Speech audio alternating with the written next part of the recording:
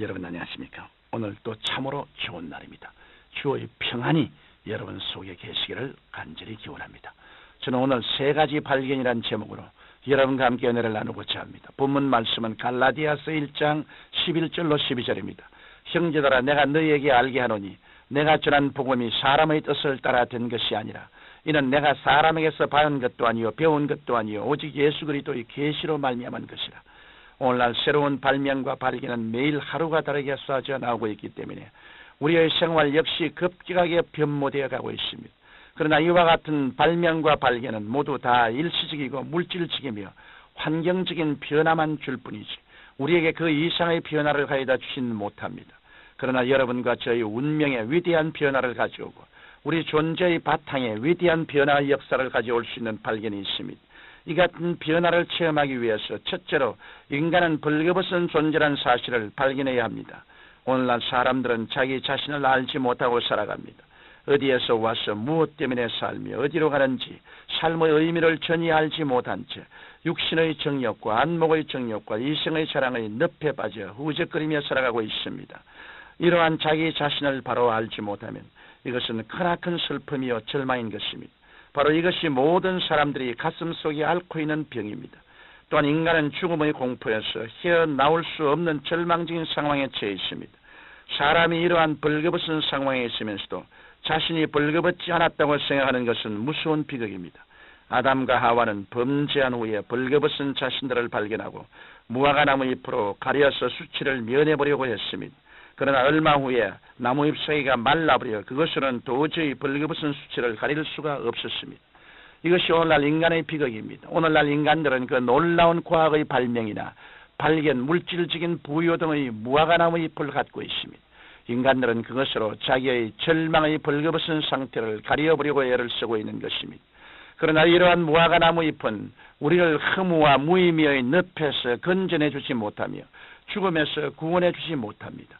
그러므로 오늘날 인간은 그 벌거벗은 실상을 신속히 깨달아야 합니다. 나는 부유하고 권세가 있어 부족한 것이 없다고 생각하는 것은 죽음에 이른 병입니다. 사람들은 자기가 죽음에 이른 병에 걸려 있으면서도 모르거나 아니라고 부인하는데 바로 이것이 절망적인 것입니다. 그러므로 사람은 하나님 없으면 절망이라는 사실을 일찍 발견할수록 행복의 길로 갈 수 있는 위대한 동기가 되는 것입니다. 둘째로 우리가 발견해야 될 것은 예수 그리스도에 대한 생애입니다. 예수 그리스도는 왜 오셨으며 그분은 누구이신가? 이 질문은 세상에 태어난 사람이라면 누구든지 한 번쯤 해보아야 하고 또 그것에 대한 마음의 결정을 내려야 합니다.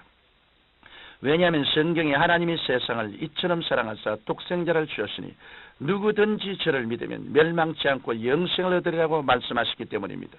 예수님은 탄생부터 특별하여 성령으로 잉태하셔서 우리의 구주되심을 나타내 주셨습니다. 또한 예수님은 가는 곳마다 죄인의 죄를 사해 주셨고 병든 자를 고치셨고 귀신을 쫓아내 주셨습니다. 예수님은 배고픈 자를 먹여주셨고 절망에 처한 자에게 소망을 주셨으며 죽어가는 자에게 영원한 생명을 주시는 구주로서 이 세상에 오셨습니다. 죄로 인해 버림당하고 절망에 처한 사람들을 건져주시기 위해 오신 것입니다. 그뿐만 아니라 예수님은 죄수가 죽는 십자가의 형틀에 매달려 죽임을 당하셨습니다. 그 죽임이 얼마나 비참했던지 예수님 자신조차도 하나님이 하나님이여 어찌하여 나를 버리셨나이라고 부르셨던 것입니다. 그러나 예수님은 죽음에 굴복하지 않으셨습니다. 장사된 지 사흘 만에 무덤에서 부활하사 하늘에 오르사 하나님의 보좌 우편에 앉으셨습니다. 또한 친히 제자들에게 나타나셔서 힘을 주셨고 그들을 모으사 오순절날에 성령을 받게 하셨으며 오대양 6대주로 나가서 그리스도의 증인이 되게 하심으로 온 세상을 그리스도의 복음으로 가득 채워 넣으셨습니다. 바로 이 예수 그리스도를 우리가 깊이 생각하고 그를 발견하는 것은 위대한 행복이요 생명을 얻는 길이 되는 것입니다. 그러므로 우리는 그리스도께서 무엇 때문에 오셨으며 왜 그 놀라운 사역을 하셨으며 왜 죽으셨으며 왜 부활하셨으며 그것이 내게 무슨 의미가 있는가 하는 것을 반드시 깊이 생각해 보아야 합니다. 구주 예수 그리스도에 대한 발견, 이것은 우리의 일생을 통하여 가장 위대하고 영광스러운 발견이기 때문입니다. 셋째로 우리가 발견해야 될 것은 그리스도 안에 있는 자는 새로운 피조물이라는 사실입니다. 고린도후서 5장 17절에 보면 누구든지 그리스도 안에 있으면 새로운 피조물이다. 이전 것은 지나갔으니 보라 새 것이 되었도다라고 기록되어 있습니다. 이 예수 그리스도를 우리의 생애 속에 구주로 모셔드리면 우리가 새로운 피조물이 되는 위대한 변화를 발견할 수 있습니다.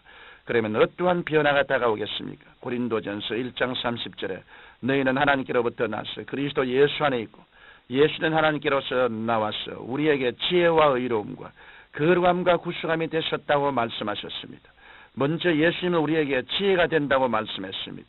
예수님을 구주로 모시기 전에는 천지 만물을 지으신 하나님을 알지 못하여 인간은 아메바에서 진화한 존재로서 죽은 후에는 한 줌의 흙으로 사라지고 만다는 무지 속에 삽니다.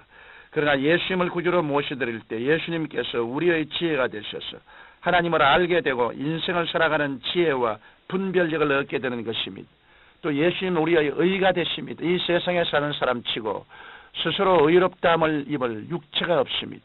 그런데 예수님이 오셔서 여러분과 나의 의가 되어 주셨습니다.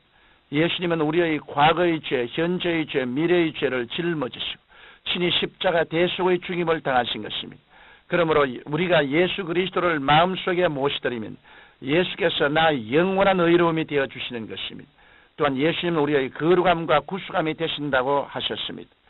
죄악의 포로가 된 사람은 하나님의 계명을 지키고 살 수 없습니다.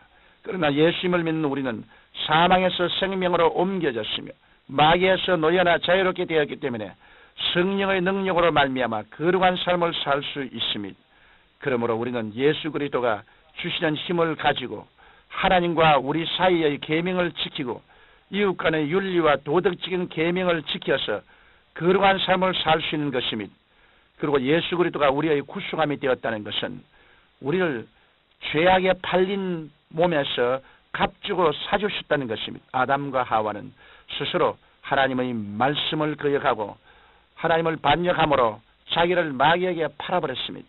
그러나 그리스도께서 우리의 죄를 대신해서 십자가에 달리심으로 그 보혈을 통해서 하나님 앞에서 모든 값을 다 청산하고 우리를 사주신 것입니다. 이러므로 그리스도 안에서 우리는 죄에서 용서한 바는 의인이 되고 하나님과 우리 사이에 원수된 담이 흐러지고 마귀와 세속에서 해방을 얻었으며 성령을 충만히 받게 되었고 병고침을 받게 되었으며 저주에서 해방을 얻게 되고 영원한 사망에서 해방되어 생명과 영광을 얻게 되는 것은 바로 주님이 우리의 구속함이 되시기 때문인 것입니다.